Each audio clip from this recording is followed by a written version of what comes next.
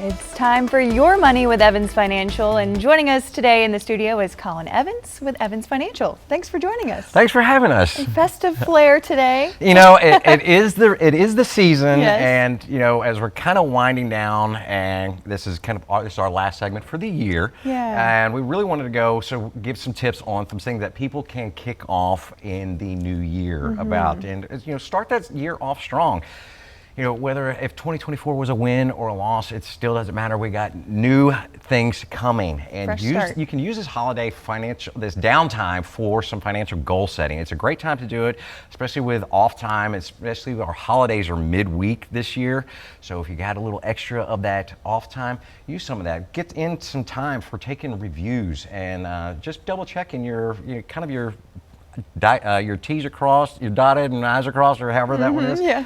One of my favorite ones is setting SMART goals, and using those can help you break these savings goals down. Be specific in, hey, we want to take a trip to Disney World or Disneyland, or I want to put $5,000 in our savings account. And by doing that, we are looking at something that becomes measurable. And by the time we have something measurable, we're making it also achievable. And we're starting to really take things into bite-sized bits and pieces, and I call it eating the elephant, because there's only one way to eat the elephant, and that's doing it one bite at a time.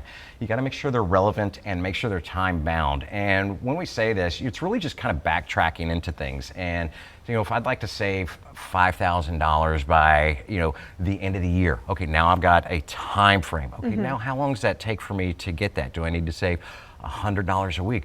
Oh my gosh, $100 a week. Now, can I start tracking from there? Well, where am I spending extra money? Do I got extra subscriptions, or am I spending too much at Starbucks, or things like that we can actually make some of these numbers happen.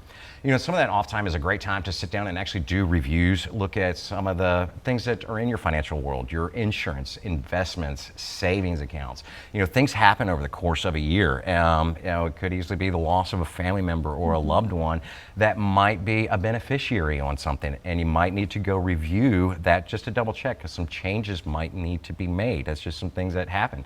And and something financially could have occurred, and we need to replenish an emergency fund or something, or a savings account. This is a great time that you can do that. And one of my favorites is, I know our last point in this, is visualizing goals. And I heard a speaker say one time, it's like, hey, what's your goal for the year?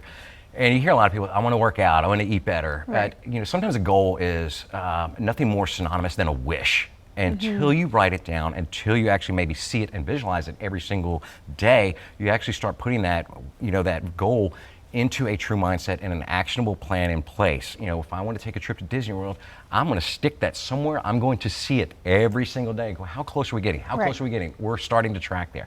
So that's some things that we want to end and finish off our season with as we're getting ready into 2025. I'd love for everybody to have a wonderful, safe holiday season this year. Great tips, Colin. And it's, like you said, with the goal, it can sometimes be synonymous with a wish, but you want to make them smart, like you said. Those tips are really great. Yeah, okay. And so some people are probably interested in maybe getting set up with a financial advisor this time of year. So where can people find you? Absolutely. We'd love to visit with you. You can check us out on the web at evansfinancial.com, or you can kick an email over to info@evansfinancial.com. That actually goes directly to me and our operations manager. And we actually do read those. We love to hear the tips and the feedbacks just from the show, because it gives us great ideas on content that we can use for in the future and down the road. All right, good deal, Colin. Merry Christmas and Happy New Year. Merry Christmas and Happy New Year. Thank you so much for having us.